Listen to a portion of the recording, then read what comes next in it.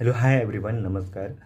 पूर्वीच्या काळी जे काही भंडारा, अन्नछत्र आणि लंगर हा जो प्रकार चालायचा, की ज्यांना 2 टाईमाचं अन्न मिळत नाही किंवा अन्न त्यांना नाही उपलब्ध, त्या लोकांसाठी ते करत असे. डोनेशन घेऊन किंवा जे काही स्वनिधीतून भंडारा केला जायचा. पण आज वेगळाच प्रकार घडत असतो प्रत्येक ठिकाणी. जे काही सोसायटी असते किंवा त्यांच्या आजूबाजूला जो परिसर असतो, चाळमध्ये असतात, ते एकत्र पैसे घेऊन किंवा डोनेशन घेऊन भंडारा करतात.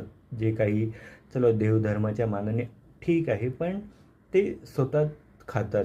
पण त्याच्या मागे उद्देश वेगळा असतो. आज वाढदिवस असो किंवा काही असो, आज गरीब लोकांना किंवा पेशंट रुग्णांना जे काही देतात, त्या देण्यामागे त्यांच्या भावना कोणतेही असो, पण कित्येक जण ते दिखावा करतात सोशल मीडियावरती. ते परत फोटोज टाकणे, हे करणे आणि स्वतःचा हे एक इगो दाखवणे असो. पण हे प्रत्येकाचं वैयक्तिक मत असतं.